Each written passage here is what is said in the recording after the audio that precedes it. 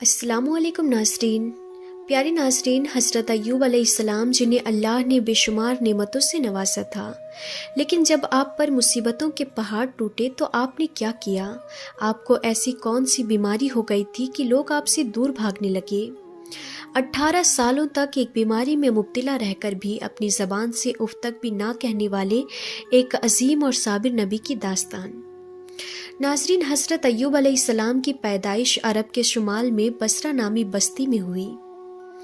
حضرت ایوب علیہ السلام کے والد کا نام انوش تھا۔ آپ کے والد حضرت اسحاق علیہ السلام کے نسل سے تعلق رکھتے تھے، جبکہ آپ کی والدہ حضرت لوط علیہ السلام کی بیٹی تھی۔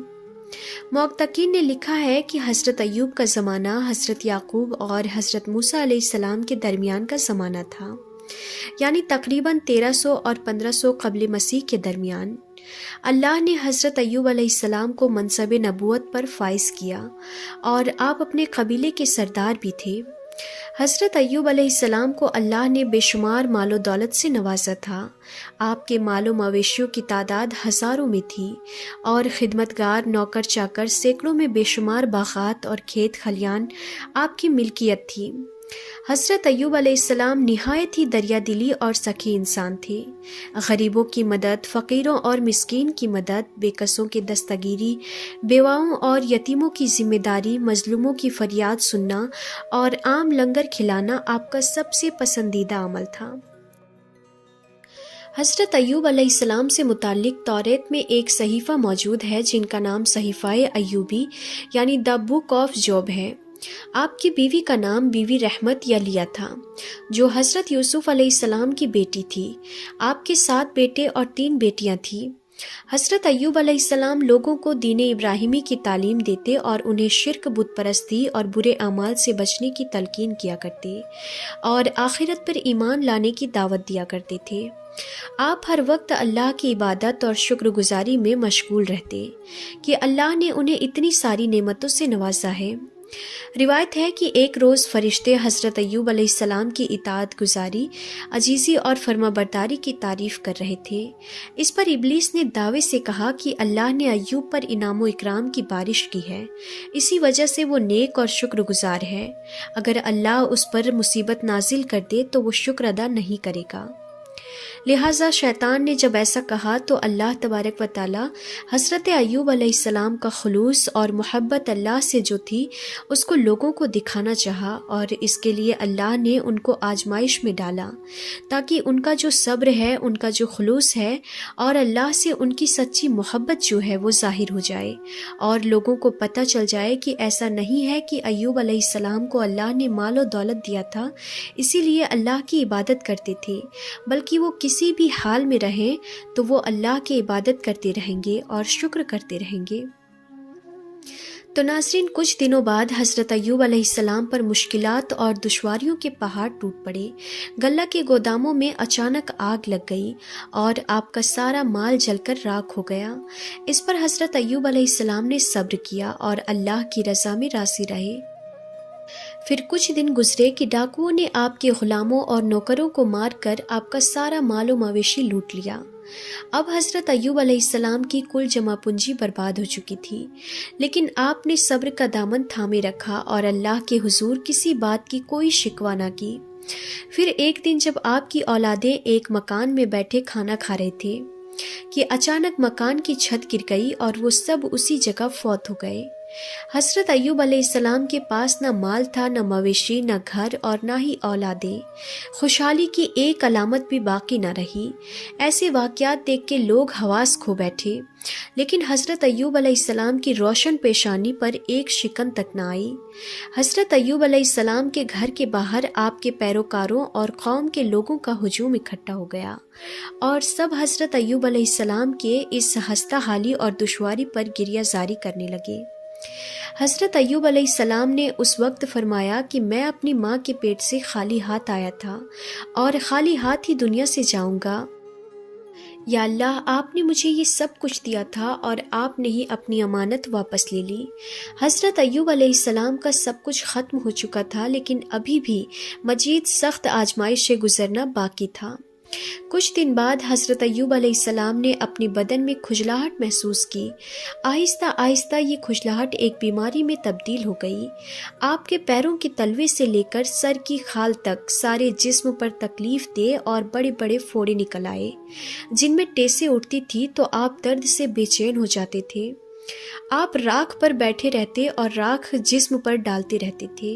اس بیماری اور پھوڑے کو دیکھ کر حضرت ایوب علیہ السلام کے عزیزوں اور رشتہ داروں نے آپ سے قطع تعلق کر لیا۔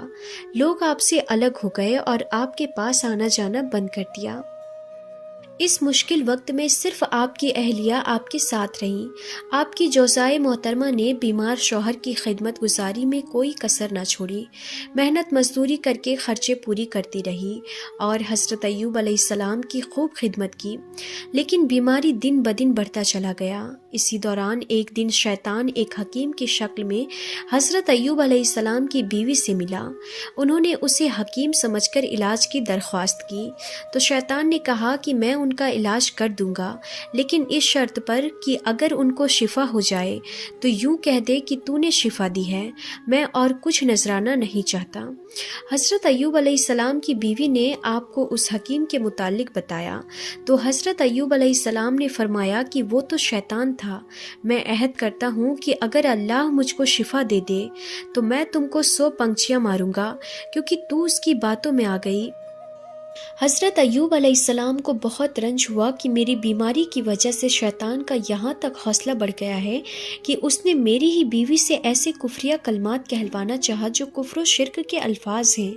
اس طرح وقت گزرتا رہا، آپ کی تکلیف بڑھتی چلی گئی، جسم کا کوئی بھی حصہ پھوڑوں سے محفوظ نہ رہا۔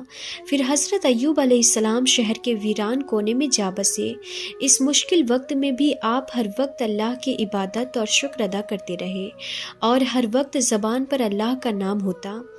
اب تکلیف اتنی زیادہ بڑھ گئی کہ آپ کا گوشت جسم سے جھڑ چکا تھا اور صرف ہڈیاں اور پٹے رہ گئے تھے۔ ایک دن آپ کی بیوی نے کہا اگر آپ اللہ سے دعا کریں تو اللہ اس بیماری سے آپ کو ضرور نجات دے گا۔ آپ علیہ السلام نے جواب دیا کہ اللہ نے 70 سال تک مجھے صحیح سلامت رکھا، اب کم سے کم 70 سال تک تو میں صبر کر لوں۔ یہ سن کر ان کی بیوی خاموش ہو گئی اور رونے لگی۔ ناظرین، ایک دن کا واقعہ ہے کہ حضرت ایوب علیہ السلام کے بھائی ان سے ملنے آئے اور دور کھڑے رہ کر کہا کہ اگر آپ کے اندر کوئی بھلائی ہوتی تو اس طرح بیماریوں میں مبتلا نہ ہوتے، جس پر حضرت ایوب علیہ السلام بہت غمزدہ ہوئے۔ روایتوں کے مطابق حضرت ایوب علیہ السلام اس بیماری میں 18 سال تک تکلیف میں رہے۔ ایک قول کے مطابق 3 سال اور ایک کے مطابق 7 سال تک برسوں مشقت اور تکلیف جھیلنے کے بعد بھی آپ برابر صبر و شکر کرتے رہے، اور پھر آپ نے اللہ کے حکم سے یہ دعا مانگی کہ بے شک مجھے تکلیف پہنچی ہے اور تو سب رحم کرنے والوں سے بڑھ کر رحم کرنے والا ہے۔ ناظرین، لہٰذا اب امتحان کی گھڑیاں ختم ہوئی۔ آپ خدا کی آزمائش میں پورے اترے اور امتحان میں کامیاب ہو گئے۔ انہوں نے اپنا پاؤں زمین پر مارا جہاں سے ٹھنڈے اور شیریں پانی کا چشمہ پھوٹ پڑا۔ پھر آپ نے اپنے کمزور اور لاغر جسم کو گویا اس چشمے کے پانی پر ڈال دیا۔ جیسے جیسے جسم پر پانی پڑتا جسم میں طاقت آتی جاتی۔ آپ دیر تک نہاتے رہے یہاں تک کہ مکمل طور پر صحت مند ہو گئے۔ پھر حضرت ایوب علیہ السلام کے لیے اللہ نے جنت سے جوڑے بھیجے جسے آپ نے پہن لیا اور وہاں سے ہٹ کر ایک طرف بیٹھ گئے۔ اس دوران آپ کی بیوی وہاں موجود نہیں تھی۔ جب آپ کی بیوی وہاں تشریف لائی تو انہیں پہچان نہ سکی۔ انہوں نے آپ ہی سے پوچھا کہ اے اللہ کے بندے، یہاں ایک آفت زدہ شخص ہوتا تھا، وہ کہاں گیا؟ اس پر حضرت ایوب علیہ السلام نے فرمایا کہ میں ہی ایوب ہوں۔ انہوں نے عرض کیا کہ اے اللہ کے بندے، آپ مجھ سے مذاق کرتے ہیں؟ تو حضرت ایوب علیہ السلام نے کہا میں ہی ایوب ہوں، اللہ نے مجھے میرا جسم لوٹا دیا ہے۔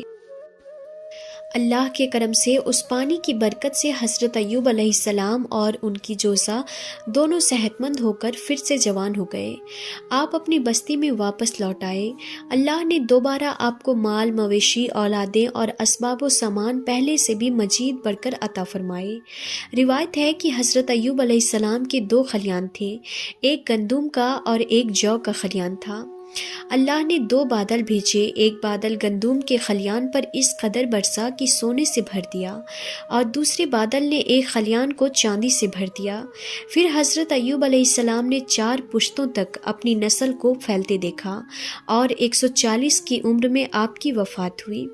حضرت ایوب علیہ السلام کے اس واقعے میں ہمارے لیے یہ پیغام ہے کہ اللہ تعالیٰ کے نیک بندوں کا بھی خدا کی طرف سے امتحان ہوا کرتا ہے، اور جب وہ امتحان میں کامیاب اور آزمائش میں پوری اترتے ہیں تو خداوند ان کی مراتب اور درجات میں اتنی بلندی عطا فرما دیتا ہے کہ کوئی انسان اس کو سوچ بھی نہیں سکتا۔ اگر انسان جان لے کہ امتحان کے بعد اس کو کیا کچھ حاصل ہونے والا ہے تو پھر وہ امتحان سے نفرت نہیں بلکہ محبت کرنے لگے گا۔ صبر کرنا پیغمبروں کی صفت ہے۔ صبر زندگی کے آداب سکھاتا ہے۔ صبر بندے کو اسفل سے اعلیٰ کی جانب لے جانے والی قوت ہے۔ تو ناظرین، آج کے لیے بس اتنا ہی۔ آخر میں اللہ تبارک و تعالیٰ سے دعا ہے کہ اللہ ہم سب کو صبر و شکر کی توفیق عطا فرمائے، آمین۔ ناظرین، اگر آپ نے ابھی تک ہمارے چینل عالمی باتیں کو سبسکرائب نہیں کیا ہے تو آپ اسے ابھی سبسکرائب ضرور کر دیں۔ تو ہم پھر ملتے ہیں ایسے ہی انفارمیٹیو ویڈیوز کے ساتھ، تب تک کے لیے خدا حافظ۔